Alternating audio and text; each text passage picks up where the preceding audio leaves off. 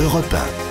Le grand direct des médias, Thomas Joubert. Et le fait média du jour, c'est donc Nabila Benatia qui est à peine sortie de prison. Et alors qu'elle est censée rester discrète pendant quelques temps, se faire remarquer sur les réseaux sociaux.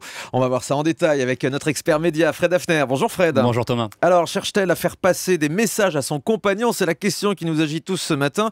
Ou est-ce qu'il s'agit d'une démarche beaucoup plus naïve? La starlette de la télé-réalité avait été arrêtée, je vous le rappelle, début novembre, soupçonnée d'avoir porté un coup de couteau qui aurait pu être fatal à son compagnon Thomas Vergara, un ex-candidat de Secret Story.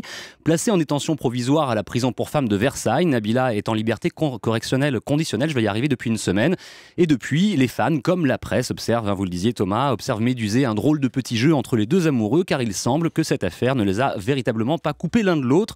Il faut préciser que le procès de la jeune femme n'aura pas lieu avant plusieurs mois, et d'ici là, la justice a formellement interdit à Nabila et Thomas d'entrer en contact l'un avec l'autre, de quelque manière que ce soit, afin d'éviter qu'ils ne se mettent d'accord sur une version commune, puisque jusqu'ici, ils ont tous les deux changé de position et à plusieurs reprises. Alors on voit effectivement fleurir des messages, ça et là, sur Twitter notamment. On se demande s'ils ne sont pas à double sens, ces messages. Et oui, parce que tout commence avec une photo du couple publiée samedi par Nabila sur le réseau de photos Instagram, une photo effacée quelques minutes plus tard. Deuxième séquence, je vous en parlais hier, Nabila et Thomas ont publié le même visuel sur les couvertures de leurs comptes Twitter respectifs, 2 mots sur un fond noir, la base, un message bien mystérieux. Mais ce n'est pas fini, Nabila, qui avait annoncé se mettre en retrait de la vie médiatique, a profité hier de Noël pour poster un message à ses fans. Ils sont plus de 27 000 à la suivre sur Twitter. Joyeux Noël à tous, vous êtes mon plus beau cadeau de Noël. J'ai passé des jours à ouvrir votre courrier, je t'aime ma vie éperdument.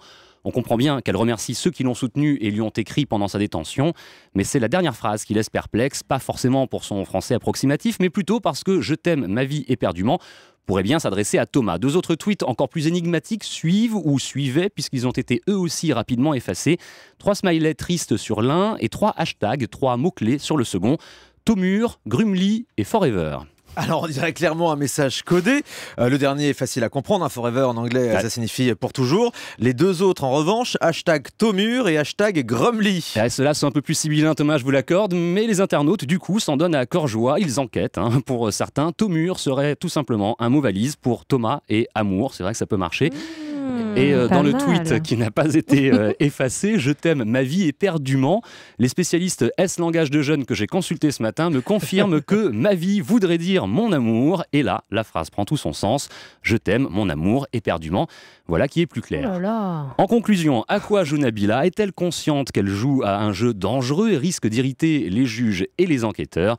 Nous ne le savons pas pour le moment, on le verra par la suite. Son ex-manager, en tout cas, lui affirme qu'elle aime encore Thomas et que la justice n'arrivera pas à les séparer.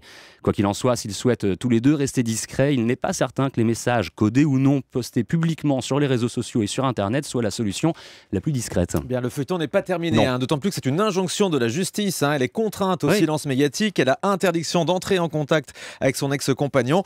Donc voilà, ces messages sont d'autant plus mystérieux. Puis Fred, un jeu dangereux. Un jeu dangereux, effectivement. Fred, vous avez dit qu'elle avait 27 000 followers sur Twitter. C'est beaucoup plus. Oui, c'est beaucoup plus. Je viens de vérifier 1 229 000 abonnés sur son compte Twitter qui, effectivement, est très consulté et qui fait donc beaucoup parler. Merci beaucoup Fred, vous revenez à 9h30. Ce sera tout à l'heure pour le journal des médias.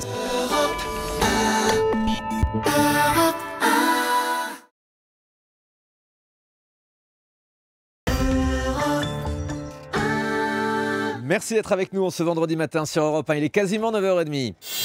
C'est l'heure du journal des médias et c'est avec Fred Hafner. À la une ce matin, Nana Mouskouri n'aime pas les télécrochets. Alex Good accusé de plagiat et l'impressionnant succès de Kenji, le vainqueur de The Voice. Et à propos de The Voice, justement, Nana Mouskouri flingue le télécrochet de TF1. C'est le moins qu'on puisse dire. Après les critiques de Calogero et Jennifer à propos de The Voice Kids, c'est au tour de Nana Mouskouri de donner son sentiment sur les émissions de télécrochet. On l'entend peu, Nana Mouskouri, mais quand elle parle, elle est cash, comme dans cette interview à Télépoche où elle dénonce la cruauté du système. On les fait vivre de rêves, on les empêche d'avoir leur propre identité en les obligeant à chanter les tubes des autres. Et ces émissions mettent trop vite en lumière des jeunes qui deviennent des vedettes du jour au lendemain sans connaître une à une toutes ces étapes difficiles qui peuvent peuvent peut-être mener à la réussite. Nana Mouskouri qui fêtera ses 80 ans et 60 ans de carrière avec Stéphane Bern le 1er janvier prochain sur France 2.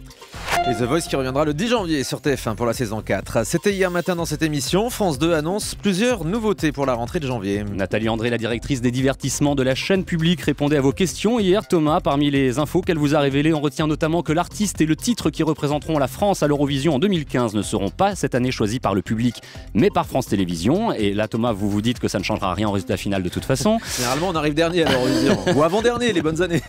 Seconde info de Nathalie André au micro d'Europe 1, elle concerne la case de l'Access. L'avant-soirée, vous le savez, face à la bande, l'émission de Jérémy Michalak n'a pas fait de bon score, mais Nathalie André, qui aime beaucoup cette émission et félicite au passage le travail de la production, aimerait la reprogrammer dans les prochains mois, tout comme On ne demande qu'à en rire, le seul télécrochet d'humour en France. Et puis Nathalie André nous a également annoncé l'arrivée de Joker, le jeu qui remplacera Pyramide à partir du mois de mars, présenté par Olivier Mine. Les Gérards de la télé reviennent le 19 janvier et on connaît déjà le nom des premiers nommés. Les Gérards, les trophées qui récompensent chaque année le pire de la télé. D'ailleurs, les trophées sont en fait des parpaings. La cérémonie parodique et loufoque, créée en 2006, rencontre de plus en plus de succès. Cette année, sont nommés dans la catégorie pire animateur Jérémy Michalak, Antoine Decaune, Cyril Hanouna, Laurent Delahousse et Frédéric Lopez.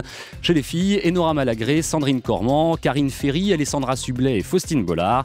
On ne connaît pas encore les autres nommés et les intitulés des prix de cette année. Dommage, parce que ce sont justement ces intitulés qui font toute la saveur des Gérards. Pour mémoire et à titre d'exemple, jusqu'ici tout va bien, le talk-show de Sophia Aram qui n'avait pas fonctionné sur France 2 avait remporté le Gérard de l'émission dont les concepteurs auraient peut-être dû attendre les audiences avant de lui donner un titre. Vous pouvez voter pour les Gérards de l'animateur et de l'animatrice de l'année sur le site de Télé Loisirs. France 5 va proposer une sorte de vie ma vie sur un bateau de croisière. Oui, c'est un peu ça. Les deux présentateurs de la quotidienne de France 5, Maya Loquet et Thomas Hill, nous donnent rendez-vous ce soir à 20h45 pour un documentaire original sur les bateaux de croisière, vous le disiez Thomas, et plus précisément sur leurs coulisses. Alors attention, ils ont donné de leur personne, c'est le moins qu'on puisse dire. Écoutez Thomas Hill qui nous raconte, je l'ai eu au téléphone. On a été plongé pendant une semaine, 7 jours sur 7, 11 heures par jour, dans la vie réelle des employés d'un grand bateau de croisière. Donc on a été photographe, femme de chambre, bagagiste, cuisinier. On a fait la plonge aussi, donc voilà, c'était assez rigolo tout ça. C'était très dur aussi, très physique. On s'est rendu compte de ce que c'est que leur travail, de ce que c'est que les conditions de travail aussi qui sont difficiles. C'est-à-dire que c'est 11 heures par jour, 7 jours sur 7, ça ne s'arrête jamais. Le peu de temps qu'ils ont, en fait, ils le passent à dormir et les lieux qui leur sont réservés de distraction, finalement, ils n'ont pas vraiment le temps de les utiliser, quoi. Voilà. Donc c'est tout ça qu'on va découvrir dans ce documentaire. Maya et Thomas sont sur un bateau, c'est le titre, ce soir à 20h45 sur France 5. Kev Adams, au pays du show business. Oui, le jeune comique a confié ses états d'âme à Télé 7 jours. Très heureux de faire ce métier, il confie que la concurrence sur scène est terrible. Il parle même de tension, de climat malsain. Une situation qui s'explique selon lui par le fait que l'humour est devenu la nouvelle chanson française et que le public est de plus en plus nombreux dans les salles où se produisent les salles de spectacle où se produisent les humoristes. Kev Adams qui sera notre invité lundi dans cette émission. Un ancien candidat de la France, un incroyable talent, accuse la production de plagiat. Il s'agit d'Anthony Joubert qui s'est étranglé en voyant mardi soir Alex Good débarquer sur le plateau déguisé en magicien pour un sketch surprise qui a beaucoup fait parler d'ailleurs. Écoutez. J'aurais pu commencer par un numéro de magie très classique tel... Ah, moi, je faut le... Vous allez vous calmer, oui. Je trouve ça extrêmement déshonorant, espèce de Québécois pourri, quoi. Merci. Il va se calmer le rital, là-haut. Voilà, je le rappelle, il s'agit d'un faux magicien odieux, raciste, joué par Alex Good. Et armé. Et armé, enfin c'était la totale. Un magicien Alex Good, qui aurait donc volé une idée soumise au préalable par Anthony Joubert à la production de l'émission. C'est en tout cas ce que déclare Anthony Joubert. Réponse sèche et très claire d'Alex Good, publiée notamment sur Facebook. Ça commence par mon pauvre Anthony et ça continue avec tu es un candidat qui a déjà participé à plusieurs fois à La France a un incroyable talent, celui qu'on a le plus vu de toute l'histoire de l'émission. C'est pour cela que la production ne voulait pas que tu reviennes une nouvelle fois. Alex Good qui explique également que ça fait plusieurs années qu'il propose ce type de concept et de parodie à la production, que ça a été accepté pour la première fois cette année.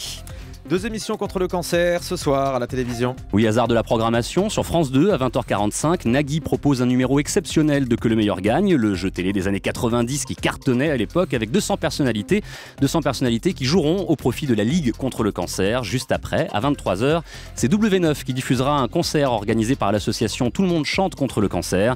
L'occasion de retrouver entre autres Michel Fugain, Kinvey, Black M ou encore Frérot de la Vega. Le chiffre du jour. 470 000, c'est le nombre d'albums vendus par Kenji Girac, le vainqueur de The Voice saison 3. C'est le premier gagnant de l'émission à avoir autant de succès. Son album est numéro 3 des ventes après Indila et Stromae. Kenji qu'on voit dans toutes les émissions de télé en ce moment. Et qu'on entend sur toutes les radios.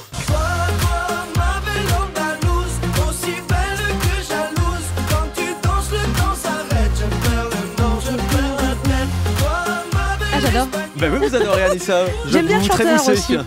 Ah, il est très beau Kenji Girac, hein, ça c'est vrai. Merci beaucoup Fred Hafner, on vous retrouve lundi, passez un bon week-end.